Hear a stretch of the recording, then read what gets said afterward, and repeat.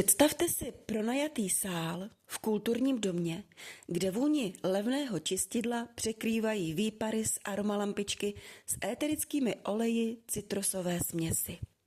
Na zemi sedí asi 20 lidí na karimatkách a z jejich výrazů jen těžko usuzujeme, zda jsou již ve fázi osvícení nebo v křeči kyčlí z pozice lotosového sedu. Taky by to mohlo být pálení zadku a dřevěnění stehen. Hlavní postavou je samozřejmě guru Kristián, vlastním jménem Igor Vomáčka. Oblečený je v bílém hedvábí, které vypadá jako z reklamy na Aviváž a mluví tak soustředěně a pomalu, že než dořekne větu, polovina účastníků zapomene, jak začala. Právě teď Kristián stojí před skupinou, má rozpažené paže a s mírným úsměvem sleduje své ovečky. Cítím ve vašem poli velký odpor. Pronese a smutně pokýve hlavou, především v zadní řadě. Ukáže prstem na jednoho z účastníků. Vy, pane, v tom tričku s logem Škodovky. Vaše čakry jsou sevřené jako peněženka před výplatou. To je důvod, proč se vám nedaří manifestovat hojnost a životní pohodu. Pán v tričku, mimochodem pan Novák, kterého tam dotáhla manželka, se ošije. Právě teď se mi úspěšně daří manifestovat křeč v lýdku, pane Kristiáne. Sálem projede tlumené zděšení. Zašumí to a guru jen zvedne ruku v gestu absolutního míru. Váš hněv je jen dar. Je to ukazatel, že se dotýkáme jádra. Abychom toto jádro prorazili, musíme přistoupit k rituálu kvantového výkupu. Každý z vás teď přistoupíte ke mně a do této křišťálové mísy vhodíte svůj hmotný symbol odporu. Nejlépe funguje 500 koruna. Její barvy nesou vibraci otevřeného srdce. Zatímco se lidé jako v tranzu šourají k míse a vhazují tam bankovky, Kristián se nenápadně podívá na Apple Watch a spokojeně pokývá hlavou. Vaše objednávka na nový Mercedes-Benz třídy S byla schválena. Z ní právě došlá zpráva. Děkuji, šeptá Kristián dojatě skupince. Děkuji vám za vaši odvahu. Když je mísa plná, popadne ji a řekne lidem sedícím okolo něho. Teď následuje hodina ticha. Musím se odebrat do své meditační svatyně, což je docela obyčejná šatna za pódiem. Očistím zde energeticky vaše hmotné dary a připravím pro vás speciální olejovou tinkturu. Kristián zapadne do šatny, zamkne a okamžitě se zbavuje hedvábné košile. Vytáhne z baťohu krabičku červených Marlborek, zapálí si a z papírové tašky vybalí pořádný burger. Ty vole, uleví si a zamumlá to s plnou pusou. Vykoukne kouř směrem k ventilaci. Ještě 5 takových víkendů a ten leasing na medvěda mám splacený i s pojistkou. Vezme telefon a vytočí první číslo. Čau, Radime. Jo, už si pou. Mám tu jednu paní, co by si koupila i aktivovaný prach z mýho vysavače, kdybych jí řekl, že to je popel z posvátný hory.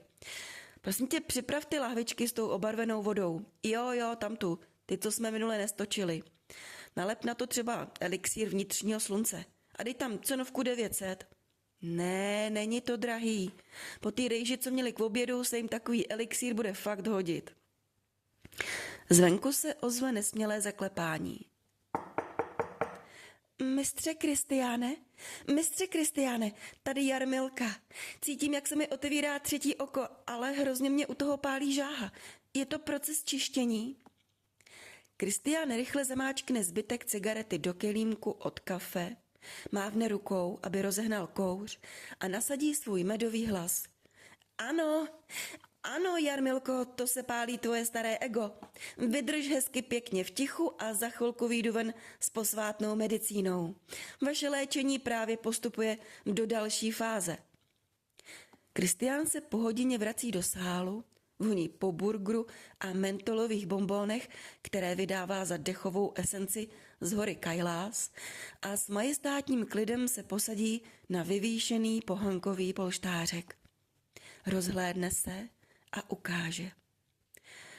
Pojď ke mně, ty, s tou smutnou barvou v auře. Ukáže samozřejmě na paní Jarmilu, která se celá třese nadšením. Cítím, že ve tvé rodové linii je veliký blok. Pravděpodobně tvoje prababička nechtěla půjčit v sousedce mouku. A ta energie nedostatku tě teď blokuje v hojnosti. Jarmila si kleká před Kristiána. Mistře, je to pravda. Pořád nemám peníze a manžel mi říká, že jsem blázen, že dávám všechny úspory na tyto kurzy. Kristián zavře oči, sevře ústa a potom dramaticky vydechne. Tvůj manžel je jen vnější projekcí tvého vnitřního sabotéra. On nechce, aby se stala bohyní, protože by se tě potom bál. Teď uděláme kvantový restart Luna, Jarmilko. Zavřete všichni oči a posílejte Jarmilce světlo. V sále zavládne hrobové ticho, které přeruší jen kručení v břiše pana Nováka ze zadní řady. Jarmilo, cítíš tu vibraci? Zašeptá Kristián. To je energie tvého pradědečka, který ti odpouští, že si v roce 1994 zapomněla vrátit knížku do knihovny. Ten dluh byl právě teď smazán. Ale vesmír požaduje rovnováhu a tento úkon mě stál mnoho životní prány. Bylo by dobře, kdybys to vyrovnala nákupem mého spreje pro okamžité rozpouštění manželského odporu. Stojí sice 1500, ale v porovnání s tvou svobodou je to vlastně dar. Vezmu si 3, vyhrkne Jarmila a začne v kabelce lovit platební kartu. V tu chvíli se ozve ze zadní řady pan Novák.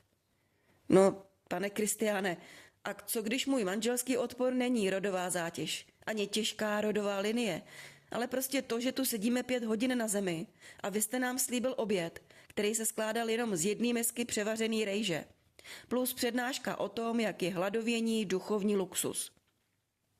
Kristián se na pana Nováka podívá s hlubokým opovržením. Novák, vy jste typický příklad bytosti, která se identifikuje s trávicím traktem.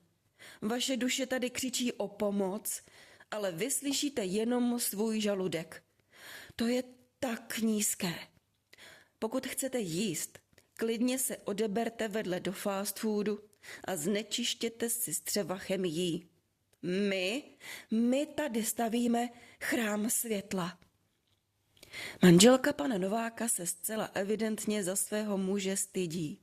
Tahá ho za rukáv a potom ho bouchne rozlobeně do žeber. Št, Karle, kazíš nám všem frekvenci. Pan Kristián právě čistí Jarmilku a ty tady mluvíš o řízku. Máš úplně zablokovanou pokoru.